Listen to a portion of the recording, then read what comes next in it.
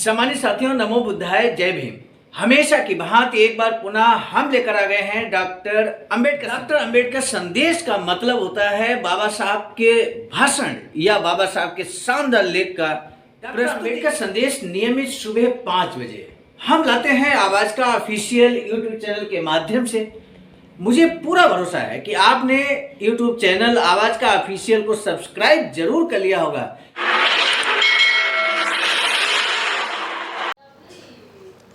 सम्मानित साथियों, नमो बुद्धाय, जय भीम। आज का डॉक्टर अंबेडकर संदेश बेहद खास होने वाला है, क्योंकि आज का डॉक्टर अंबेडकर संदेश ऐसा संदेश लेकर हम उपस्थित हुए हैं जो बाबा साहब प्रथम गोलमेज सम्मेलन 1930 से वापस लौटे भारत और पहला ही सार्वजनिक सम्मेलन था। पहला ही सार्वजनिक सम्मेलन में बाबा साहब ने प्रथम गोलमेज सम्मेलन में क्या कुछ वहाँ पर मांग रखी, बहुत ही सारगर संबोधन में बता देते हैं।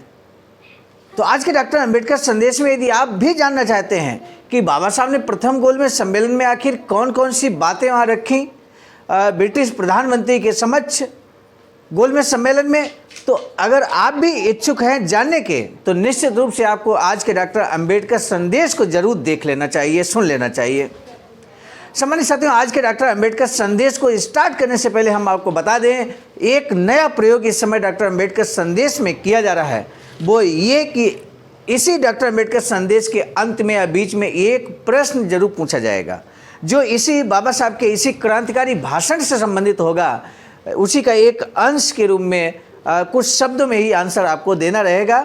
वो सिर्फ इसलिए कि आप वीडियो को अंत तक वॉच करते हैं अथवा नहीं, ये जानने के लिए सबसे अच्छा माध्यम है, और निश्चित रूप से आप अंत तक वीडियो को वॉच करेंगे, ऐसा मुझे पूरा भरोसा है। सामान्य साथियों, शुरू करते हैं आज का डॉक्टर अंबेडकर संदेश, जो कि प्रसारित किया जा रहा है स्थान Buddha Bodhisattva Ambedkar international centre, BBIC Sarnath, Varanasi, राज्य उत्तर प्रदेश, देश भारत से। आज का डॉक्टर अंबेडकर संदेश, जिसका विषय है स्वराज में अस्पृश्य जनता समान अधिकारों के साथ रह सके, ऐसा विषय यहाँ पर बाबा साहब के शब्दों में है। बाबा साहब कहते हैं कि हमने प्रथम गोलमेज सम्मेलन जो बात की है कि स्वराज में भी अस्पृश्य जनता समान अधिकारों के साथ रह सके, ऐसी मांग हमने की है। और क्या कुछ मांगे की हैं, एक नहीं बल्कि 8 मांगे। यहाँ पर वो 8 मांगे क्या हैं, हम डॉक्टर अंबेडकर संदेश में बताने जा रहे हैं। बाबा साहब डॉक्टर अंबेडकर संपूर्ण वाङ्मय खंड 38 पेज नंबर 244 से 247 तक मुंबई इलाके के अस्पृश्य लोगों ने डॉक्टर बाबा साहब का सार्वजनिक स्वागत और सम्मान करना तय किया। इसके लिए रविवार दिनांक 1 मार्च 1931 की तारीख तय की गई। स्वागत की इस सार्वजनिक सभा में प्रवेश के लिए 2 आने का टिकट रखकर इन टिकटों की बिक्री से होने वाली इनकम नासिक मंदिर प्रवेश सत्याग्रह के फंड में देने की बात तय हुई है। डॉक्टर बाबा साहब अम्बेडकर ने अपने हितों के बारे में किए अपूर्व कार्य के बारे में सुनने के लिए इस सार्वजनिक सभा में अस्पृश्य समाज के करीब 10,000 लोग उपस्थित थे। परेल मुंबई के दामोदर हाल के पीछे वाला मैदान लोगों से भर गया था। इस सार्वजनिक सभा का अध्यक्ष स्थान डॉक्टर PG सोलंकी ने स्वीकार किया था। सभा के लिए मुंबई इलाके के विभिन्न शहरों से, तहसीलों से आए अस्पृश्यों के प्रतिनिधि उपस्थित थे। समता संघ के उपाध्यक्ष श्री देवराव नाइक के स्वागत भाषण के साथ शाम 7 बजे सभा की शुरुआत हुई। उन्होंने डॉक्टर साहब के विलायत में किए गए कार्य का परिचय देते हुए कहा कि डॉक्टर साहब अपने काम की वजह से केवल अस्पृश्यों के ही नेता नहीं हैं, बल्कि उन्हें आम जनता का और मुसलमान समाज का भी भरपूर समर्थन प्राप्त है। आने वाले समय में वे बहुजन समाज के प्रिय नेता बनेंगे, इसमें कोई शक नहीं है। उनके हाथों सामाजिक, धार्मिक, आर्थिक और राजनीतिक दृष्टिकोण से उत्क्रांतिकारक कार्य होंगे, ऐसा ईमानदारी से मुझे लगता है। आप सबकी ओर से जनता के इस सच्चे नेता का स्वागत करने में मुझे बड़ी धन्यता महसूस हो रही है। डॉक्टर अंबेडकर का भाषण सुनने के लिए उत्सुक जनता के भावों को तारकर सभा के अध्यक्ष डॉक्टर सोलंकी ने अपना स्वागत भाषण संक्षेप में पूरा किया। फिर उन्होंने डॉक्टर साहब से बोलने की विनती की। डॉक्टर बाबा साहब अम्बेडकर ने अपने भाषण में कहा, आज करीब 5 महीनों की अवधि के बाद आप सबसे मिलने का अवसर प्राप्त हुआ है। 5 महीनों के बाद बाबा साहब यहाँ पर आए हैं वापस। 5 महीनों के बाद बाबा साहब भारत वापस लौट कर आए हैं। आपको मालूम होगा कि 4 अक्टूबर 1930 को बाबा साहब लंदन चले गए थे और 4 अक्टूबर यानी कि उससे ठीक पहले 2 अक्टूबर को बाबा साहब का ये स्पीच हुआ था, जिसको हमने डॉक्टर अंबेडकर संदेश के माध्यम से आप तक रखा था। और इसके बाद अब ये जो आज का बाबा साहब का संबोधन है वो 1 मार्च 1931 का है। तो लगभग 5 महीने के बाद मुलाकात हो रही है भारत के अस्पृश्य लोगों से, अपने समाज के लोगों से बाबा साहब की। ये बात बाबा साहब कहते हैं कि उतना ही जोखिम और जिम्मेदारी का एहसास भी होता है। इंसान के पीछे जो प्रापंचिक स्थितियां, पारिवारिक जिम्मेदारियां होती हैं, उनसे मार्ग निकालना अलग बात है, और आप सबके हितों की स्थितियों से मार्ग निकालना बेहद मुश्किल भरा कार्य है। यहाँ पर 2 बातें यहाँ पर बाबा साहब ने स्पष्ट तौर पर कही कि एक पारिवारिक जिम्मेदारी होती है और एक सामाजिक जिम्मेदारी है। पारिवारिक जिम्मेदारी के लिए मार्ग निकालना बहुत आसान होता है, वो अलग बात है, और सामाजिक जिम्मेदारियों का निर्वहन करना ये बेहद मुश्किल भरा कार्य है, कांटों भरा कार्य है, कांटों भरा मार्ग है, ऐसा बात यहाँ बाबा साहब कहते हैं। इन स्थितियों से निकलने का मार्ग मुझे ही ढूंढ निकालना होगा। यहाँ से गोलमेज सम्मेलन में गए सिख मुसलमान उदारवादियों के प्रतिनिधियों से उनके पक्ष के लोगों ने विदाई समारोह में उन्हें फला तरह की जिम्मेदारी निभाने के लिए कहा था, लेकिन आप लोगों ने मुझे विदा करते समय सम्मेलन में जो काम करने थे उनकी जिम्मेदारी पूरी तरह मुझ पर सौंप दी थी। अपनी उन्नति का मार्ग ढूंढने की जिम्मेदारी आपने मुझ पर ही लाद दी। सम्मेलन में गए अन्य प्रतिनिधियों में और मुझ में ये बड़ा फर्क था। सम्मेलन में मैं जो रास्ता ढूंढ कर निकालूंगा वह मेरी तरह आपको भी पसंद आएगा, इस बारे में मुझे शक था। महान प्रयासों के साथ जो मार्ग ढूंढ निकाला उसका मैं संक्षेप में यहाँ वर्णन करता हूँ। आखिर कौन सा बाबा साहब ने रास्ता निकाला अस्पृश्यों के शोषण अत्याचार से निजात पाने का? आज के डॉक्टर अंबेडकर संदेश कितना शानदार है मेरे साथियों। डॉक्टर अंबेडकर संदेश आज का अगर आपको अच्छा लगे तो ज़रूर शेयर कीजिएगा अपने साथियों को।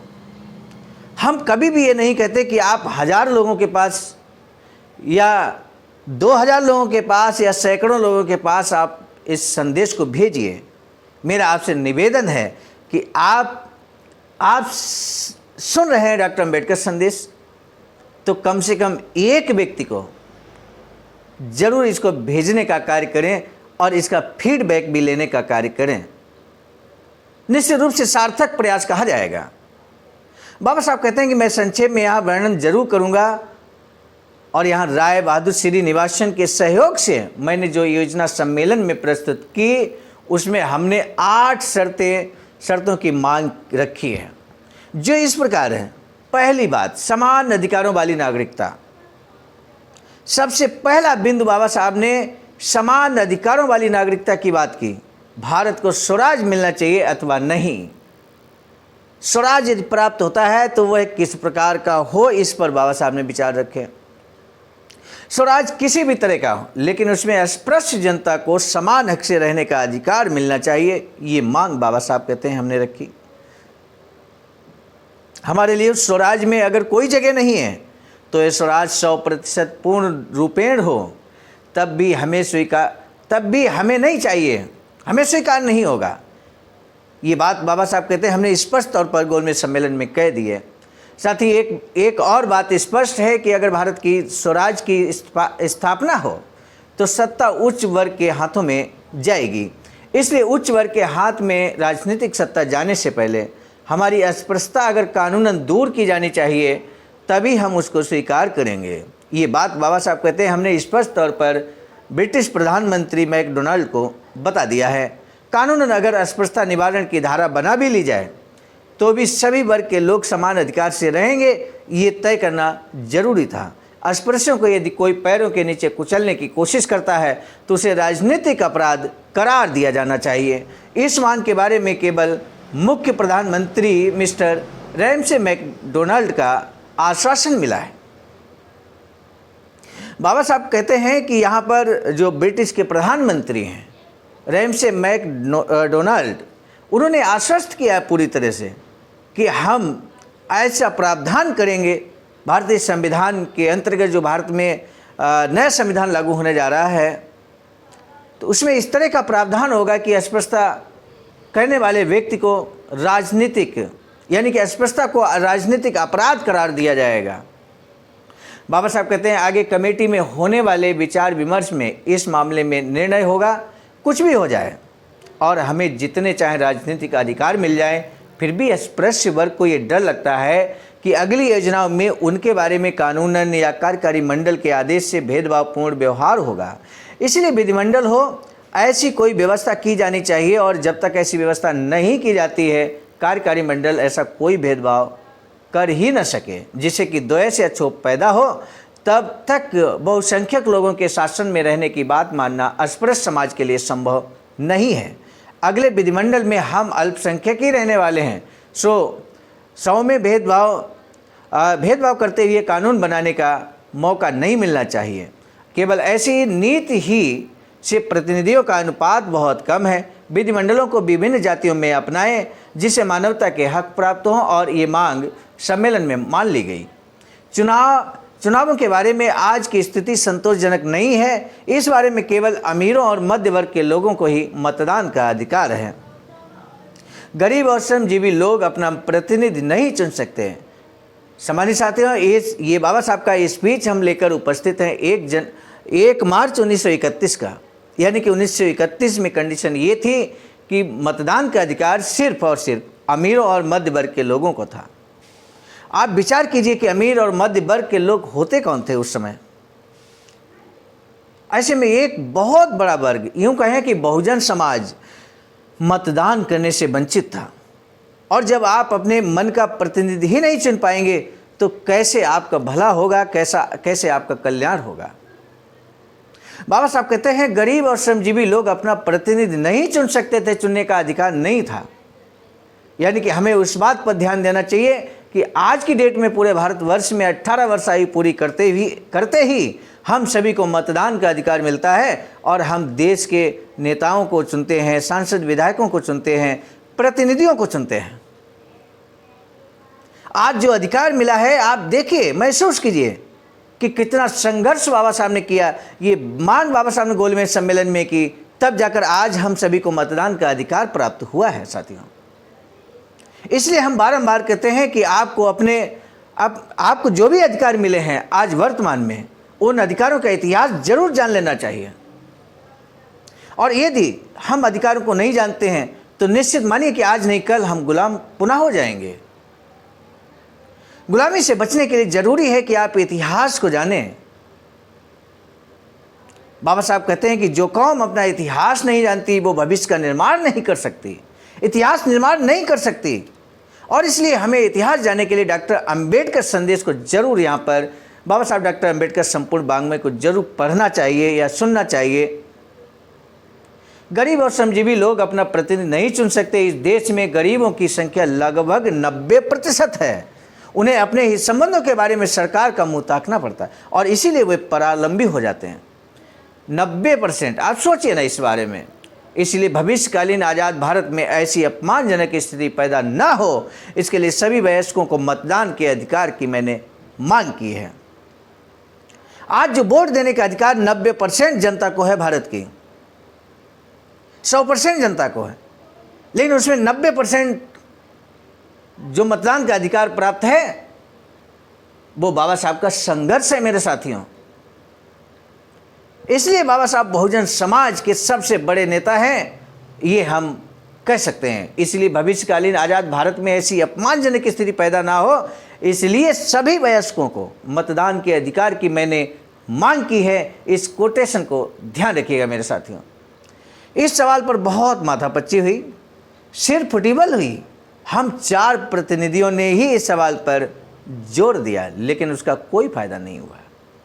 ये सवाल जब पूछा गया कि पृथक या संयुक्त मतदान प्रणाली में कौन सी प्रणाली अस्पृश्यों को चाहिए, बाबा साहब कहते हैं तब मैंने सुझाव दिया कि सभी वयस्कों को मतदान का अधिकार मिले और पहले 10 सालों तक पृथक मतदान पद्धति हो, बाद में संयुक्त मतदान पद्धति हो और सीटों के आरक्षण की व्यवस्था हो। कुछ समय तक पृथक मतदान पद्धति स्वीकार की है। ये मांग स्वीकार कर ली गई बाबा साहब की। सरकारी नौकरियों के बारे में कहें तो किसे नियुक्त किया जाए ये सरकारी अधिकारियों द्वारा नहीं बल्कि एक कमीशन के द्वारा तय किया जाएगा। सामान्य साथियों, इस बात को हमें समझना होगा। लोक सेवा आयोग, संघ लोक सेवा आयोग का नाम आपने सुना होगा, और इस तरह से जो कमीशन है जो नौकरियों को देखते हैं, आरक्षण की जो व्यवस्था है नौकरियों में, उसकी निगरानी करते हैं और उसका समय समय पर एनालिसिस करते हैं। तो ये जो कमीशन बनाने का सुझाव वो भी बाबा साहब ने दिया था, और आज उसी की बदौलत हम सब लोग सम्मानजनक सेवा कर रहे हैं, नौकरी में हैं। इसलिए मैं बार बार कहता हूं कि जिन्होंने बाबा साहब के अधिकारों की बदौलत, बाबा साहब के संघर्ष की बदौलत आज सुखमय जीवन व्यतीत करें, उनका सभी का परम दायित्व बनता है, कर्तव्य बनता है कि वो डॉक्टर अंबेडकर मिशन को आगे बढ़ाने का कार्य करें। और यदि ऐसा नहीं करते हैं तो निश्चित रूप से विश्वासघात होगा बाबा साहब के संघर्षों के साथ में। बाबा साहब कहते हैं, लेकिन इससे अधिक फायदे की बात यह है कि अनुपाततः कुछ सरकारी नौकरियां अल्पसंख्यक और अस्पृश्य समाज के लिए आरक्षित रखी जाएंगी। इस बारे में जिम्मेदारी के सारे अधिकार केवल गवर्नर के हाथों में ही रहेंगे। विधान परिषद में बहुसंख्यक अल्पसंख्यकों के साथ यदि गलत व्यवहार करें तो, या बजट में हमारी मांगों पर कोई विचार नहीं किया गया तो हम क्या करें। सो इस समस्या के समाधान के लिए अपील करने का अधिकार हमें दिया गया है। अपनी न्यायपूर्ण मांगों का अनादर हो तो गवर्नर से अपील की जा सकती है, और यदि गवर्नर भी न सुने तो वायसराय से अपील करने का अधिकार दिया गया है।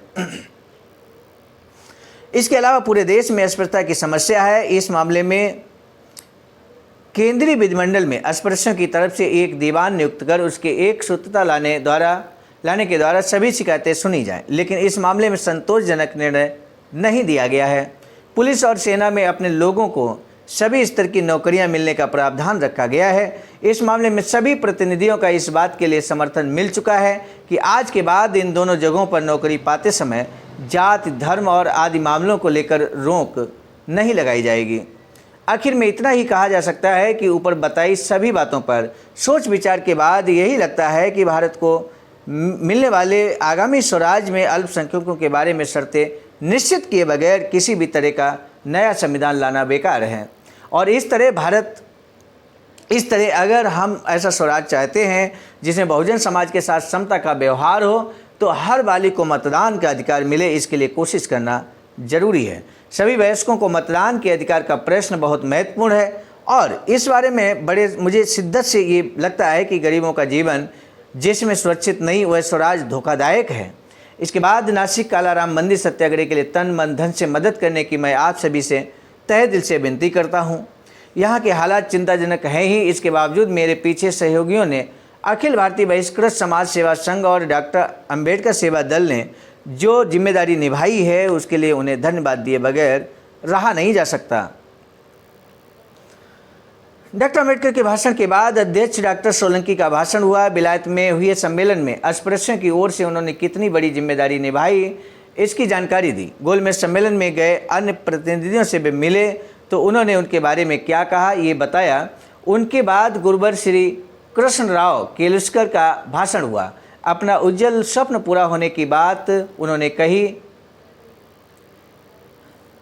उन्होंने कहा कि डॉक्टर अंबेडकर ने यूरोप में अपना तेज प्रकाशित कर वहाँ के चतुर राजनीतिज्ञों को आश्चर्यचकित कर दिया।